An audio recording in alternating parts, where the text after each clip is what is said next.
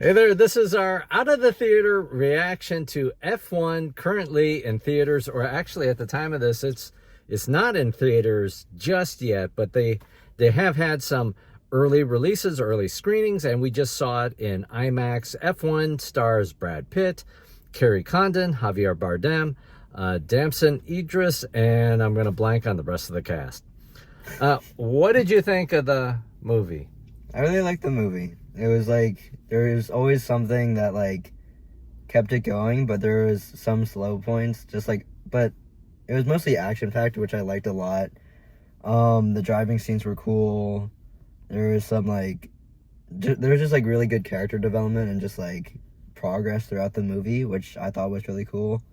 But there was like two guys next to us who were like just ruining the whole thing, even in the quiet points. Yeah. So, at the AMC, they run the thing, silence is gold, and turn off your phone. And there was like somebody who had like There's the two people. longest ringtone. Oh, yeah. Down at the end, like, dude, figure it out, man.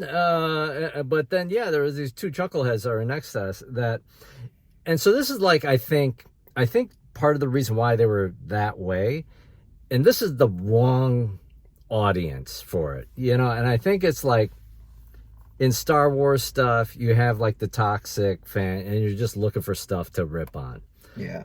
And I've seen like some of the criticism, not even seeing the movie, like just assuming that F1 as a movie is just going to overly dramatize the thing. It's just, and so you're looking for things like on a technical merit or from how races go. You're just looking for stuff to like criticize and laugh at. And so these two morons were like laughing all the time because that's what they were looking for. They were looking for stuff to criticize about the movie. So, that was ridiculous and obnoxious, but beyond that though, I thought the movie was actually pretty good. I thought it was a good movie. I think the movie suffers when people are talking. Oh yeah, because there's like points where it's just like complete silence basically, and so there's like the guy zoned out.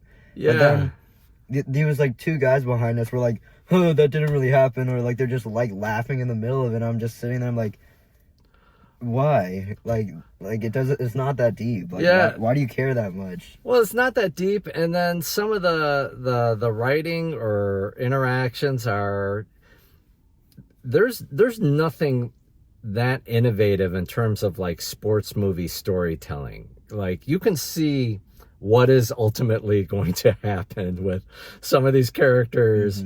How is it going to end? You can kind of see, well, maybe you don't know how it's truly going to end, because I feel like they seed some things where it'll make sense. But there's, you'll see the tropes. You see the tropes. It's directed by, oh man, I'm blanking. The same director of Top Gun. And you can see where he excels, Kosinski. You can see where he excels. It's in the action. It's in the cockpit of the F1. That's where it's great. But when characters are talking to each other, the script can be cliche, weak, cringy, not great, especially in the beginning. A lot of exposition. It's a little flat, but the racing is excellent. Yeah, like at some points I was like, oh my gosh, what's gonna happen at this point? Because I guess I can say that because I'm really into cars. Yeah. But it's like, it was just so cool, and I was like, oh my gosh, like this is just amazing. Like I was smiling almost the whole time while they were racing. Yeah, it was great. Yeah, the racing is excellent, and there is a good amount of racing that happens in the movies. So that delivers. There is a part where there's a lot of talking, a lot of I guess trying to add the emotional stakes and explain, the motivations and other stuff, where you're just sort of like, whoa, when are we going to get racing again? So I think there could have been maybe a 10, 15, 20 minutes of the movie that could have been pared back in certain areas. But yeah, I thought it was fantastic. Yeah, still. The just like the way that like the camera moved and like just like the scenes, like the dynamic of Yeah. it is just so like perfect. Like you're not like always just like always up close, like just staring at a wheel or something, but it's Right. just like you get to see the race from like different perspectives, and it's just like so fast paced that you don't get bored, and like they just switched so effortlessly that I just thought it was just like amazing. It was like it added a level of depth to it. Yeah, they really used the IMAX treatment very well. I thought it might have been because in the trailer, I think I remember this in the very, very, very first trailer, where it felt like so much of it was in the car or in the cockpit, Hmm. and and there are those moments, but it is genuinely telling the story. It's not like you go to the IMAX in at the museum, and it's all from the first person thing. It's telling a story, so you Hmm. get to see the full track. You get to see the the racing as well. Yeah, I thought the IMAX went very well, and absolutely would recommend. So we saw it in IMAX, Yeah. and it absolutely does need to be seen in IMAX. I would not see it. I would not recommend seeing it a different way. I think Hmm. seeing the full screen. I think it was meant to be seen. I think it was filmed in IMAX. Absolutely, that's the best way. I think. Yeah. Yeah. And just like I just love the point of like perspectives in Yeah. the racing, because like you get to see all the characters, you get to see when they're talking, but you also get to see like from the stands at some points, and just see like the how it's like broadcasted, and it's just so many angles where Uh-huh. you're not just like staring at the guy's feet on the pedals or just staring at the steering wheel, Yeah. and it was just like it was so good. It was Yeah. almost perfection. Yeah.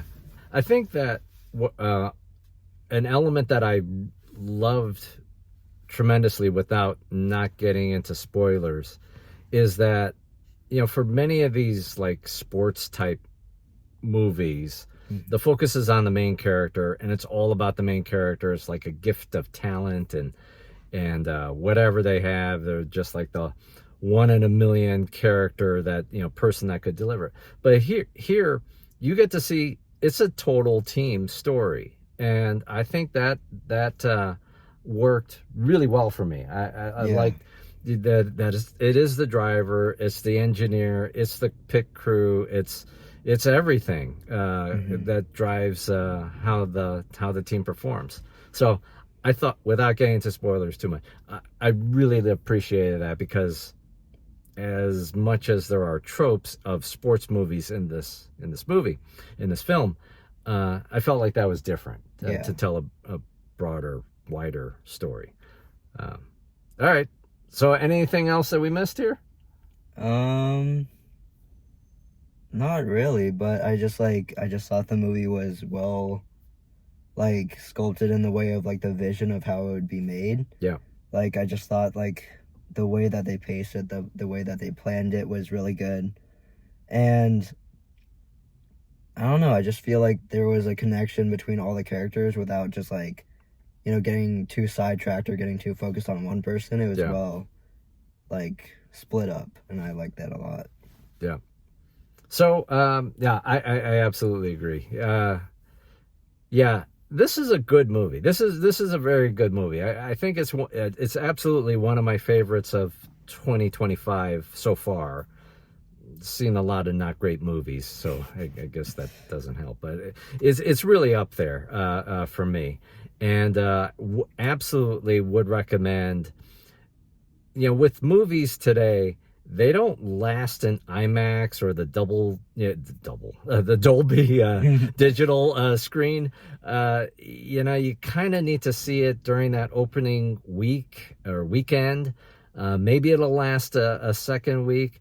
This one, you don't want to miss seeing it in the largest screen that's available.